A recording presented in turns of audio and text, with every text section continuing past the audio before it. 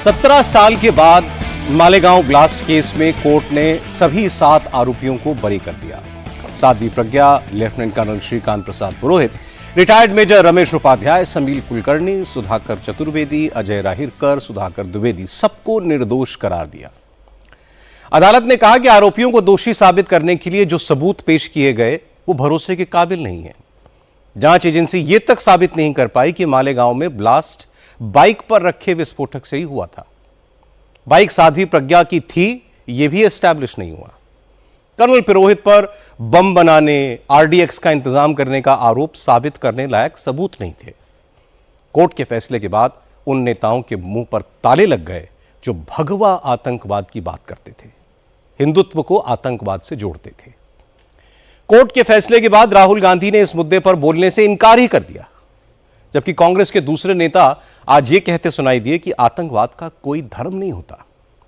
लेकिन आज बीजेपी ने पी चिदंबरम, दिग्विजय सिंह और सुशील कुमार शिंदे जैसे नेताओं से पूछा कि अगर आतंकवाद का कोई धर्म नहीं होता तो मालेगांव ब्लास्ट के बाद कांग्रेस की सरकार ने निर्दोष हिंदुओं को फंसाने की कोशिश क्यों की?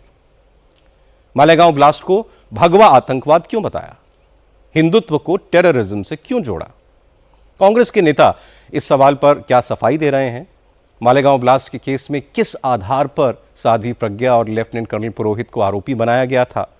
उन्हें कैसी कैसी यातनाएं दी गई थीं? इन लोगों ने 17 साल में क्या क्या झेला, ये सब आपको दिखाएंगे आज की बात में। लेकिन सबसे पहले आपको यह बताता हूं कि आज इस केस के फैसले में एनआईए कोर्ट ने क्या क्या कहा और किस आधार पर सारे आरोपियों को बरी कर दिया।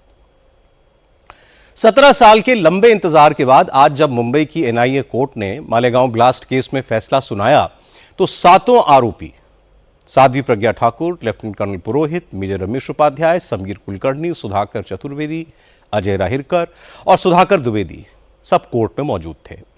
एनआईए कोर्ट के जज ए.के. लाहोटी ने अपने फैसले में कहा कि यह तो सच है कि धमाका हुआ, लेकिन यह साबित नहीं होता कि जिस बाइक में धमाका हुआ वो साध्वी प्रज्ञा की बाइक थी और इसी बाइक में बॉम्ब प्लांट किया गया, जबकि साध्वी प्रज्ञा को इसी आधार पर आरोपी बनाया गया था।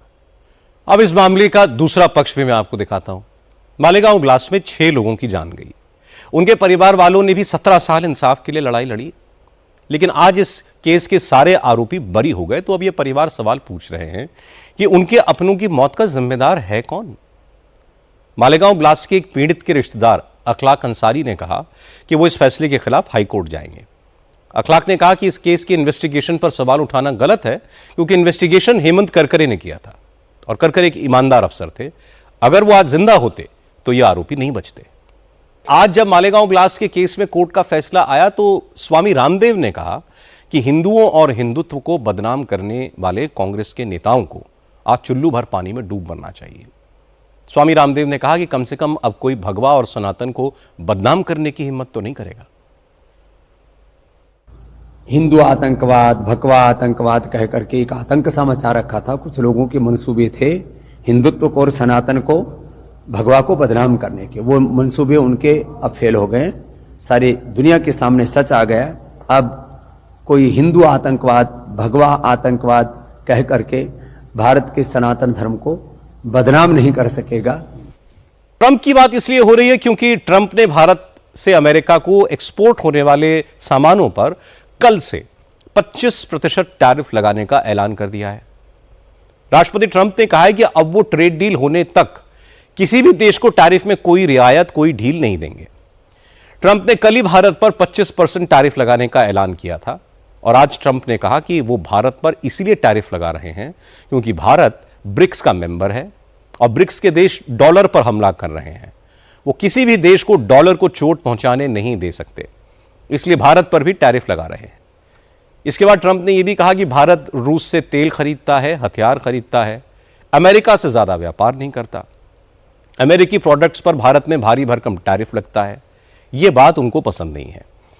हालांकि प्रेसिडेंट ट्रंप ने यह भी जोड़ा कि भारत के साथ अमेरिका की ट्रेड डील पर बातचीत हो रही है और इसी हफ्ते कोई गुड न्यूज आ सकती है। नोट करने वाली बात यह है कि ट्रंप ने भारत पर 25% टैरिफ लगाया, 6 कंपनियों पर सैंक्शंस भी लगा दिया। ट्रंप ने अपने social media platform truth social पर लिखा कि पाकिस्तान के साथ उन्होंने बहुत शानदार ट्रेड डील की है। उन्होंने पाकिस्तान में बहुत बड़े ऑयल रिजर्व से तेल निकालने को लेकर भी एक समझौता किया है और इसके लिए अमेरिकी कंपनी का सिलेक्शन कर रहे हैं। पाकिस्तान के प्राइम मिनिस्टर शहबाज शरीफ और डिप्टी प्राइम मिनिस्टर इशाक डार ने भी सोशल मीडिया पर ट्रेड डील के लिए ट्रंप को थैंक यू कहा।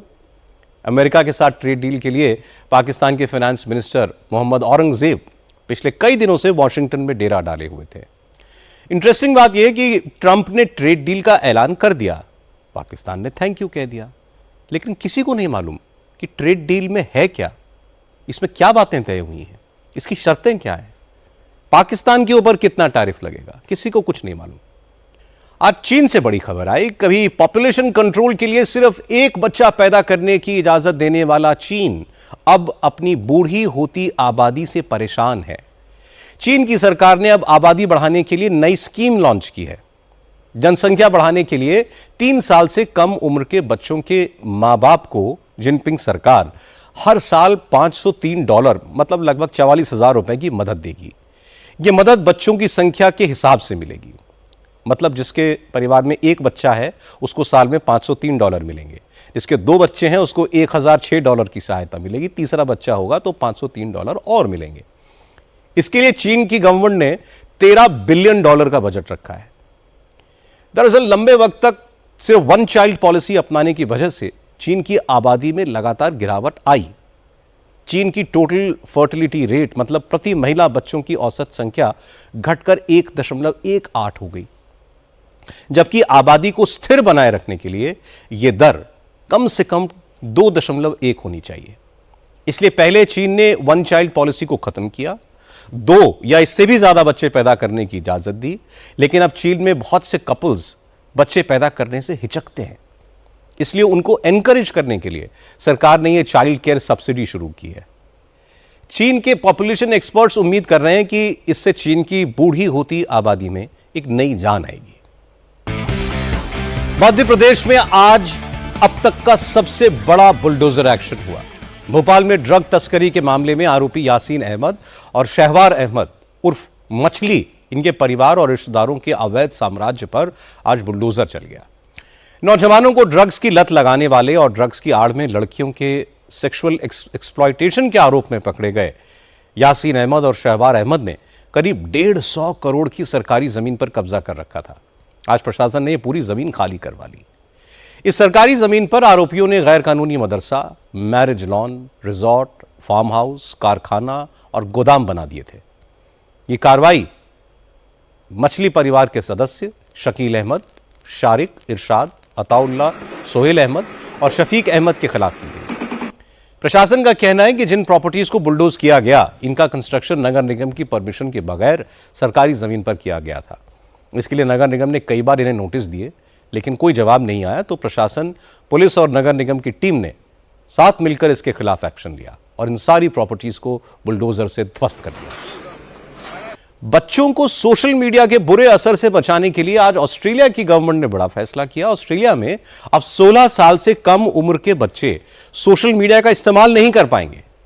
ऑस्ट्रेलिया की सरकार ने ऐलान किया है कि यूट्यूब समेत सारे सोशल मीडिया प्लेटफॉर्म्स को इस नीति का पालन करना होगा। यूट्यूब के अलावा फेसबुक, इंस्टाग्राम, स्नैपचैट, टिकटॉक और ट्विटर, इन पर भी 16 साल से कम उम्र के बच्चे अपने अकाउंट्स बना ही नहीं पाएंगे और यह सुनिश्चित करने की जिम्मेदारी इन सोशल मीडिया कंपनीज की होगी। ऑस्ट्रेलिया की सरकार की यह योजना इस साल 10 दिसंबर से लागू होगी। जो भी सोशल मीडिया प्लेटफॉर्म इस नियम का पालन नहीं करेगा, उस पर जांच होगी और उस पर $5 करोड़ ऑस्ट्रेलियन डॉलर का जुर्माना लगाया जाएगा।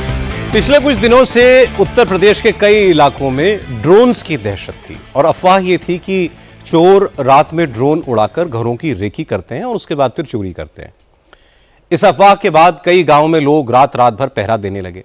कई जगह चोर समझकर लोगों की पिटाई भी हो गई। लेकिन आज यूपी पुलिस ने चौंकाने वाला खुलासा किया। पता लगा कि कुछ लोग कबूतरों के गले में और पंजों में लाल और हरे रंग की लाइट लगाकर उन्हें रात में उड़ाते थे। मुजफ्फरनगर की पुलिस ने इस मामले में 2 लोगों को गिरफ्तार किया है।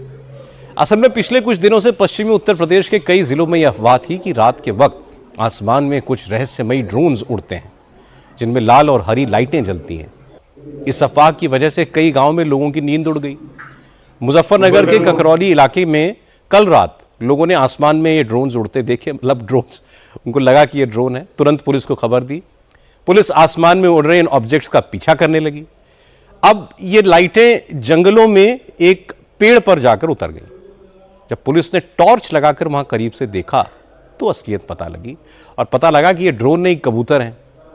फिर पुलिस ने इलाके के कुछ कबूतरबाजों को बुलाया और उनकी मदद से इन कबूतरों को पकड़ा।